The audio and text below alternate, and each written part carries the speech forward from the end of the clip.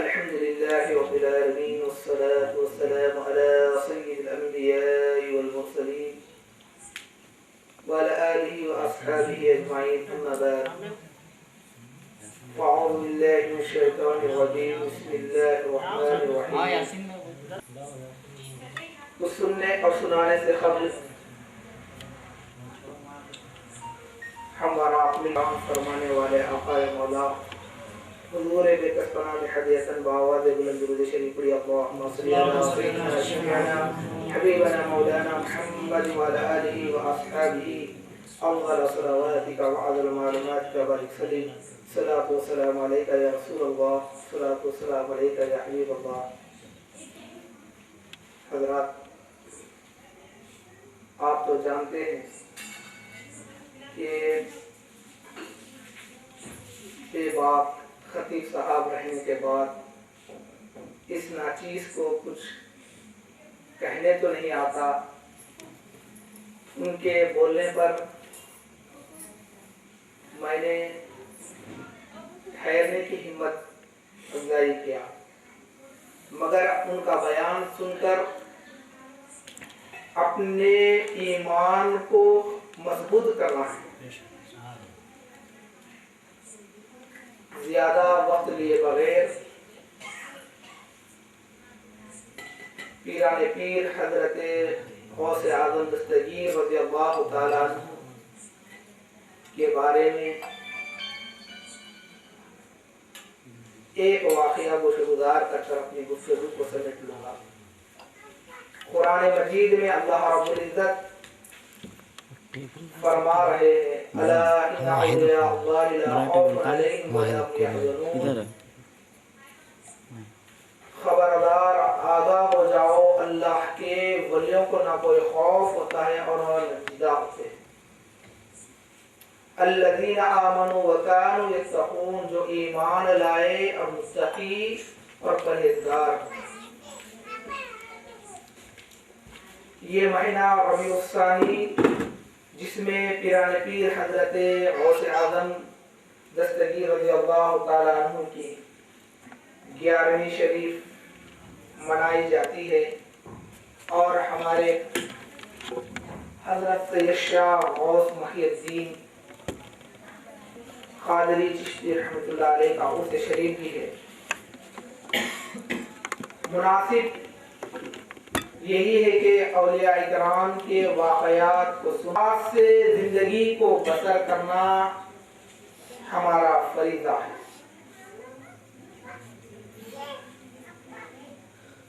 हज़रत पीराने पीर गौसे आज़म दस्तगीर रज़ियल्लाहु ताला अन्हु की विलादत बासआदत 29वीं शाबान को शाम में हुई, यानी चांद नजर आया या नहीं उसमें इख्तिलाफ लोगों में हो गया। हजरत पीराने पीर गौसे आज़म दस्तगीर रज़ियल्लाहु ताला अन्हु की विलादत बासआदत शाम में हुई तो लोगों में आसमान पर चांद नजर नहीं आया, जिसकी वजह से लोग शक में रहकर रमजान की तरावी का एहतमाम नहीं किया और न रोजा रखे। हजरत गौसे आज़म दस्तगीर रज़ियल्लाहु ताला अन्हु की विलादत बासआदत 29वीं शाबान को आपने पैदा हुए। लोगों में इख्तिलाफ खलमची हुई थी कि चांद नजर नहीं आया, आज 30वीं शाबान है, मगर हजरत गौसे आज़म दस्तगीर रज़ियल्लाहु ताला अन्हु ने पैदा होने के बाद ना अपने अम्मी जान का ना दूध पिया, बल्कि ये साबित कर दिया कि चांद नजर आ गया है, आज एक रमजान मुबारक है। हजरत गौसे आज़म दस्तगीर रज़ियल्लाहु ताला अन्हु ने चांद नजर आने के बाद बचपन से ही आप माँ के पेट से ही वली पैदा हो गए थे। हजरत गौसे आजम दस्तगीर रज़ी अल्लाह ताला अन्हु ने नाम अपने अम्मी जान का दूध नहीं पिया, बल्कि ये साबित फरमाया कि आज रमजान मुबारक के लोगों रोजा। तो मुहतरम सामीन इकराम, हजरत गौसे आजम दस्तगीर रज़ी अल्लाह ताला अन्हु के वालिदैन भी बुजुर्गान दीन थे। तो हजरत गौसे आजम दस्तगीर रज़ी अल्लाह ताला अन्हु भी वली घराने में पैदा होकर आप बचपन से ही करामतों को जाहिर पहचान लिया नाम के साथ। मैं आपको किस तरीके से औलिया इकराम जिंदगी को बसर किए और किस तरीके से अल्लाह के वली जो होते हैं वो किस तरीके से जिंदगी को बसर कर कर अपनी जिंदगी से रुखसत किए। हजरत बायजीद बुस्तामी रहमतुल्लाह अलैह का नाम सुनकर एक नौजवान आपकी खिदमत में हाजिर हुआ कि हजरत बायजीद बुस्तामी रहमतुल्लाह अलैह की कोई करामत देखकर मुरीद बनना चाहता है। हजरत बायजीद बुस्तामी रहमतुल्लाह अलैह की खिदमत में वो शख्स नौजवान आकर रहा। 1 महीना, 2 महीने, 3 महीने रहा, मगर कोई करामत हजरत बायजीद बुस्तामी रहमतुल्लाह अलैह से जाहिर नहीं हुई। इस तरीके से वो नौजवान ने हजरत बायजीद बुस्तामी रहमतुल्लाह अलैह की बारगाह में 3 साल का मुकम्मल अरसा गुजारा, मगर कोई करामत हजरत बायजीद बुस्तामी रहमतुल्लाह अलैह से जाहिर नहीं। तो हजरत बायजीद बुस्तामी रहमतुल्लाह अलैह की खिदमत में हाजिर हुआ और अर्ज किया, हजरत आपकी मैं कोई करामत देखकर मुरीद बनना चाहता था, मगर आपके 3 साल के अरसे में कोई करामत जाहिर नहीं हुई है। मैं आपका मुरीद नहीं बनता, बल्कि मैं आपके दरबार से जाना चाहता। हजरत बायजीद बुस्तामी रहमतुल्लाह अलैह की बारगाह में 3 साल का अरसा गुजारा, मगर कोई करामत को नहीं देखा। हजरत बायजीद बुस्तामी रहमतुल्लाह अलैह फरमाते हैं, ऐ नौजवान, तूने मेरी बारगाह में जब आया था मेरी कोई करामत तो नहीं देखा, बल्कि 3 साल का अरसा मेरे साथ रहा, कोई फर्ज नमाज को मुझसे छूटते हुए देखा, कोई फर्ज नमाज मुझसे छोड़ते हुए देखा। वो शख्स नफी में जवाब दिया नहीं। फिर कोई सुन्नत मुझसे छूटती हुई देखा, तो वो शख्स नफी में जवाब दिया नहीं। कोई वाजिब को मैंने छोड़ते हुए देखा, वो शख्स नफी में जवाब दिया नहीं। कोई नफल नमाज को मैंने तर्क करते हुए या छोड़ते हुए देखा, वो शख्स ने नफी में जवाब दिया नहीं। तो हजरत बायजीद बुस्तामी रहमतुल्लाह अलैह फरमाते हैं कि इससे बड़ी करामत और क्या हो सकती है।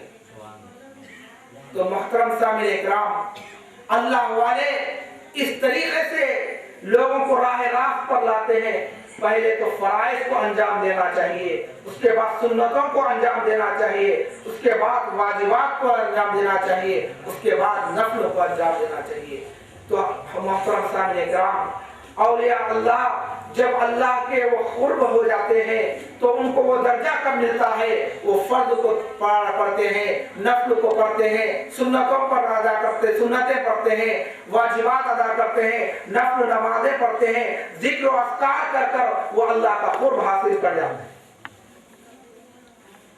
तो मोहतरम सामीन इकराम, मैं इससे ज्यादा कुछ नहीं कह सकता, मगर हमारे हजरतुल अल्लामा मौलाना मोहम्मद सादत अली शाह साहब किबला कामिल जामे निज़ामिया का खिताब होगा, ईमान अफरोज बयान होगा। उनका सुनना है, अपने ईमान को ताज़ा करना है। अल्लाह रब्बुल इज्जत से दुआ है कि मौला जो कुछ सुने हैं मौला उस पर अमल करने की हमें तौफीक अता फरमा दे।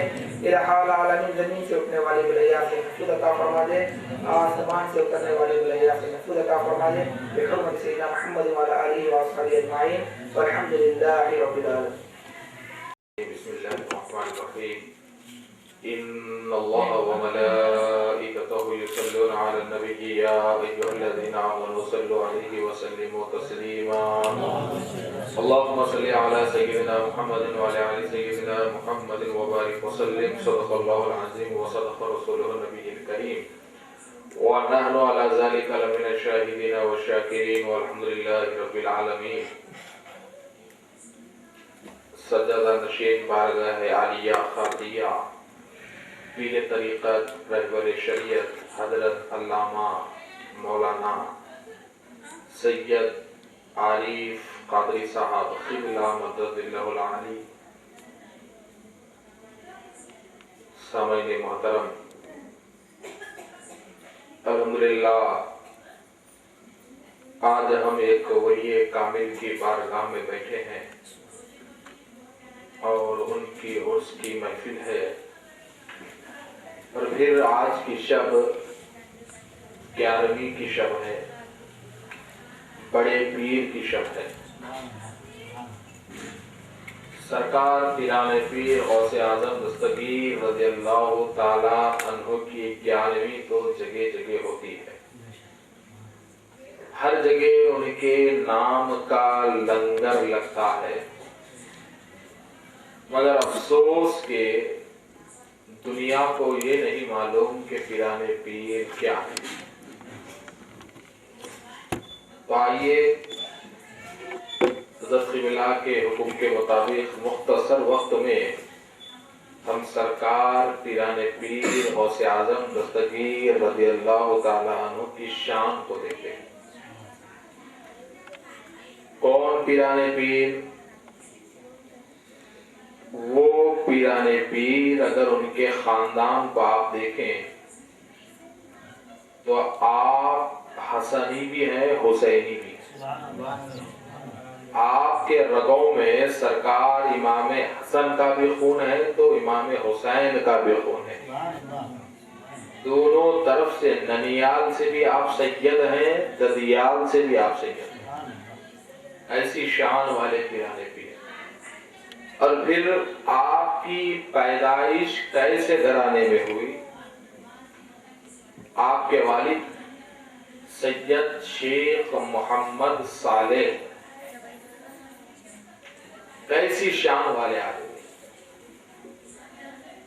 बचपन ही से अल्लाह की तरफ, बचपन ही से आपके वालिद के दिल में खुदा का खौफ और विलायत,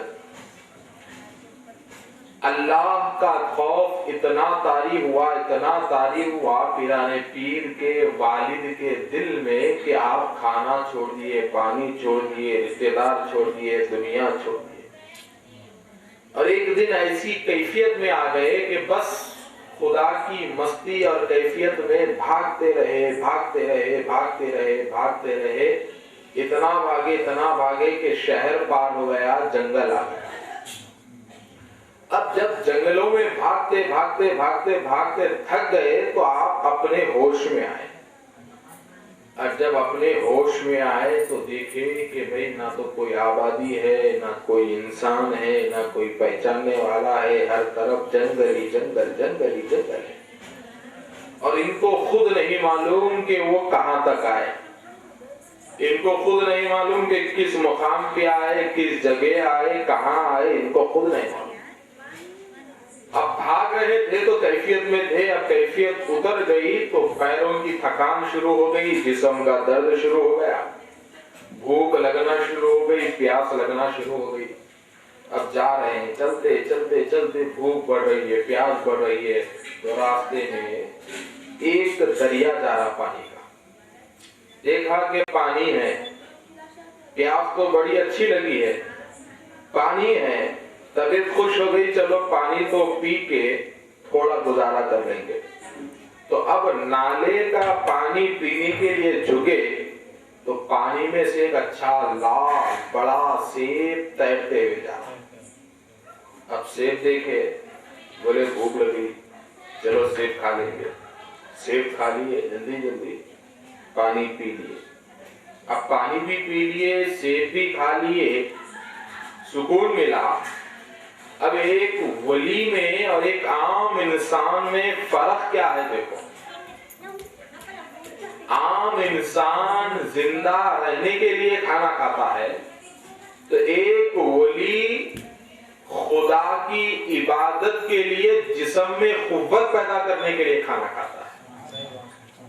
तो अब खालिए से, अब सेब खाने के बाद पेट भरा, ठंडा ठंडा नाले का पानी पी लिए, तो ख्याल आया कि ये सेब किसका है नहीं मालूम, कहां से आया नहीं मालूम, किधर से आया नहीं मालूम, कौन भेजा नहीं मालूम, मैं खा लिया। तो अब एक वली के पास शरीयत कितनी बारीक होती है और एक वली शरीयत की कितनी हिफाजत करता है। देखो, फौरन सोचने लगे कि भाई मैं ना सेब वाले से पूछा, ना मैं बाग वाले से पूछा, ना मैं झाड़ वाले से पूछा, ना मैं उसकी कीमत दी, बस एक सेब आया और मैं खा लिया। अब एक हराम चीज मेरे पेट में चली गई, अब करना क्या? तो अब एक सेब की कीमत चुकाने के लिए आप बाग को तलाश करने निकले। चलो मैं वो बाग को देखूंगा, कहीं ना कहीं मुझे सेब का बाग मिल जाएगा तो उसकी कीमत अदा कर दूंगा ताकि मेरे पेट के अंदर के सेब हलाल हो जाए। तब आप नदी को देखते हुए, दरिया को देखते हुए और नाले को देखते हुए गए, तो एक बाग पे नजर पड़ी जिसमें सेब के झाड़ तो बहुत हैं, मगर थोड़े मंडे बाहर निकले और नाले में झुके हुए हैं और सेब लगे हुए हैं। तो वो समझे कि भाई इसके मंडे तो नाले में झुके हुए हैं और नालों के अंदर सेब है, तो हो ना हो मैं जो सेब खाया यही बाग का है। अंदर गए तो बाग वाला भी दुनियादार आदमी नहीं, वो भी वली हजरत अब्दुल्ला सोमाई रज़ी अल्लाह ताला अन्हु जिसका नाम। अंदर गए, बाग वाले मालिक से पूछा कि हजरत ये बाग आपका है? बोले हाँ मेरा है। पूछे मालिक आप ही है? कहा मैं ही हूँ। तो बोला क्या बात है, क्यों पूछ रहे हो? तो कहने लगे कि भाई आपके से एक सेब नाले में से बहता हुआ गया, बड़ी भूख लग रही थी, मैं खा लिया बगैर इजाजत, आपको पूछा नहीं, आपसे खरीदा नहीं, बगैर इजाजत खा लिया। अब मैं उसकी कीमत चुकाने के लिए आया हूँ ताकि वो सेब हलाल हो जाए, पेट के अंदर की ग़िज़ा हलाल हो जाए। तो वो बुजुर्ग बाग वाले देखे कि भाई मामूली आदमी ऐसा ख्याल नहीं करता। बोले कि भाई ये तो हीरा है, इसे छोड़ना नहीं चाहिए, किसी ना किसी बहाने इसे अटका के रखना चाहिए। बोले कि मियां तुम क्या कीमत अदा करोगे? तो कहा कि हजरत मेरे पास तो कुछ नहीं है, अगर कुछ मेहनत बता दोगे तो वो मेहनत करूंगा, कीमत अदा कर दूंगा। तो बोले कि भाई मेरा सेब तो बहुत कीमती था, एक दिन दो दिन में मैं कीमत उसकी अदा नहीं होती, चलो बाग का काम करो। अब बाग का काम करते रहे, देखिए कितने शरीयत के पाबंद के एक सेब जो नाले में से बहता हुआ जा रहा था, जबकि शरीयत में वो पूरा हलाल उनके लिए, इसलिए कि उसका कोई मालिक नहीं बहते हुए चीज का, हलाल है उनके लिए, मगर शरीयत के इतने पाबंद कि बोले कि भाई काम करो सेब हलाल हो जाएगा। अब वो काम करते रहे, कई दिन गुजर गए। तो कुछ दिन गुजर जाने के बाद बाग के मालिक से पूछा कि हजरत इतने दिन काम किया, क्या सेब की कीमत अदा हुई? क्या वो सेब मेरा हलाल हुआ? तो बाग के मालिक बोले मियां बहुत कीमती सेब था, पूरी कीमत अदा नहीं हुई, आधी अदा हुई, आधी बाकी है। अब आधी कीमत अदा करने के वास्ते तो मजदूरी करने की जरूरत नहीं है, एक चीज बोलता हूं वो करो, पूरा सेब हलाल हो जाएगा। बोले वो क्या? तो बोले मियां मेरी एक बेटी है तो मुझसे शादी करना। बोले करूंगा, मगर पहले सुनो। बोले क्या? वो अंधी है, गूंगी भी है, बहरी भी है, चंची भी है, लंगड़ी भी है, उससे तुमको शादी करना होगा। अब वह बचाई क्या? बोले अंधी है, गूंगी है, बहरी है, चंची है, लंगड़ी है, मगर उससे तुमको शादी करना है। तो यहाँ उनके लिए दुनिया कुछ थी नहीं, दुनिया का मजा कुछ था ही नहीं, दुनिया से कोई दिलचस्पी उन्हें थी नहीं, दुनिया से कुछ लगाव था ही नहीं। अगर दुनिया से कुछ लगाव होता तो शादी से इनकार कर देते, बोलते कि हजरत अभी 15 दिन काम करता हूं मगर ये शादी नहीं करता, एक लंगड़ी लुल्ली को लेके मैं क्या करूं, एक अंधी को, बहरी को, गूंगी को लेके क्या करूं। मगर शरीयत की पाबंदी, खुदा का खौफ और दिल में विलायत कितनी थी देखो। बोले हजरत आधा सेब हलाल करने के लिए मैं वो शादी करने तैयार हूं। निकाह हो गया, निकाह हो गया। अब निकाह हो जाने के बाद जब रात में दुल्हा दुल्हन मिलने का वक्त आया, तब ये दुल्हा अपने कमरे में बीवी के पास गया तो देख के हैरान हुए, वापस भाग के आए। भाग के आए तो गांव का मालिक पूछा, मियां अबू साले क्यों भाग रहे हो? आए सैयद शेख मोहम्मद क्यों भाग रहे हो, मुझे क्या है? तो बाप के मालिक से आपने कहा कि हजरत अंदर तो कोई और है, मैं तो गैर औरत को देख लिया, अंदर तो कोई और है। बोला कौन है? बोला अरे आप तो बोले थे कि आपकी बेटी अंधी है, आपकी बेटी गूंगी है, बहरी है, हाथ नहीं है, पैर नहीं है। बोले मगर मैं जब अंदर जाके देखा तो वहां मेरी बीवी नहीं है, कोई हट्टी कट्टी खूबसूरत हूर जैसी शरीफ औरत बैठी हुई है, जो बहुत गोरी है, खूबसूरत है, खुशनुमा है, ऐसी औरत, ऐसी लड़की अंदर बैठी हुई है। तो बोले मियाँ वही तो मेरी बेटी है, वही खूबसूरत हूर जैसा हुस्न रखने वाली वही तो मेरी बेटी है। बोले फिर आप तो बोले थे अंधी है, गूंगी है, बहरी है, फिर ये क्या? तो बोले मैं गलत नहीं बोला, मैं तो सही बोला, वो अंधी है, गूंगी है, बहरी है, लंगड़ी है, चौंची है, बराबर है मैंने जो बोला, मैं कोई गलत नहीं बोला। बोले हजरत उसके तो आंख है, जुबान है, कान है, हाथ है, पैर है और आप बोल रही है ऐसी है। तो बोले मियाँ देखो मैं उसे अंधी इसलिए बोला कि जब से उसने होश संभाला है सिवाय अपने बाप और भाई के किसी और को नहीं देखा, सिवाय अपने बाप और भाई के किसी गैर को उसने नहीं देखा, इसलिए मैंने कहा वो अंधी है। और वो बहरी है मैंने इसलिए कहा कि जब से उसने होश संभाला है अपने कान में सिवाय कुरान मजीद के तिलावत के कोई और चीज उसने नहीं सुना। और मैंने उसे गूंगी इसलिए कहा कि उसकी जुबान से मैंने सिवाय अल्लाह बुला उसके रसूल के जिक्र के कोई और चीज मैंने अब तक नहीं सुनी। और वो बगैर हाथ की है, वो चुंची है, मैंने इसलिए कहा कि हर हमेशा उसके हाथ हलाल की तरफ रहे, हराम की तरफ कभी नहीं रहे। मैंने इसीलिए कहा कि वो चुंची है। और मैंने लंगड़ी इसलिए कहा कि वो अपने बाप के घर के अलावा किसी पराये के घर पे आज तक कदम नहीं डाली, इसलिए मैंने कहा कि उसके पैर नहीं है। तो देखिए मेरे दोस्तों, वालिद विलायत में ऐसे पुख्ते, माँ तहारत में ऐसी पुख्ती, और जब दो जात मिले तो पैदा हुए पिराने पीर। जब ऐसे दो पाक जिस्म वाले मिल गए, जब दो पाक जात जमा हुए तो अल्लाह ने इन दो पाक जातों से गौसे पाक को पैदा किया। अल्लाह ने इन दो पाक और सुबहान बदनों से महबूबे सुबहानी को पैदा किया।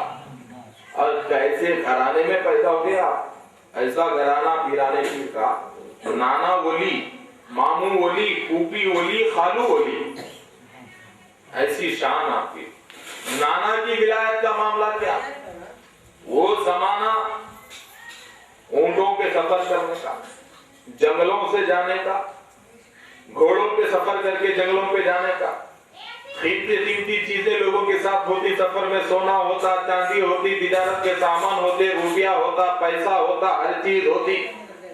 5-5, 10-10, 50-50, 100-200 लोग एक साथ जमा होकर सफर में निकलते, मगर फिर भी डाकू लूटते, चोरी का बहुत खौफ। मगर दुनिया कहती है कि हर एक का माल डाकू लूटते, मगर पीराने पीर के नाना के मुरीद का माल को डाकू हाथ नहीं लगाते, उनके मुरीदों के काफिलों को नहीं लूटते। पूछा वो क्यों? तो कहते कि जब कभी भी जंगल में पीराने पीर के नाना के मुरीदें सफर करते और डाकू लूटने के लिए आते तो पीराने पीर के नाना के मुरीदें डरते नहीं, बल्कि जिस मुकाम पे ठहरे हुए हैं उसी मुकाम से अपने पीर को याद करते तो पीर आके सामने खाए जाते। उसी मुकाम से कहते या शायद अब्दुल्ला सोमाई अलमदद अगिस्नी अगिस्नी अगिस्नी कहते तो आपके नाना सामने आके ठहर जाते और फौरन मदद हो जाती। ये आलम है पीराने पीर के नाना का, जबकि वो सिर्फ वली है, वलियों के वली नहीं। जबकि गौसे पाक वलियों के वली है, वलियों के सरदार हैं, तो उनकी कैफियत का आलम क्या होगा। और फूफी, आपकी फूफी का मामला क्या शान पीराने पीर की फूफी की। बगदाद में अभी पीराने पीर पैदा हुए ही नहीं, बगदाद में कहर पड़ गया, यानी सूखा पड़ गया, पानी नहीं।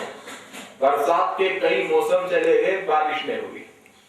अब बोलियां सूख गए, नदियां सूख गए, चश्मे सूख गए, तालाब सूख गए, हर चीज सूख गई। जानवर प्यास से मरने लगे, लोग बीमारियों से तड़पने लगे, गरीबी से तड़पने लगे, अनाज ना होके, खेत ना होके, सबके सब परेशान है, सबके सब परेशान है। तो लोग अब पानी के लिए दुआओं पे दुआएं, दुआओं पे दुआएं, दुआओं पे दुआएं, दुआओं पे दुआएं, दुआओं पे दुआएं करने लगे, मगर किसी की दुआ कबूल हुई नहीं, बारिश नहीं हुई।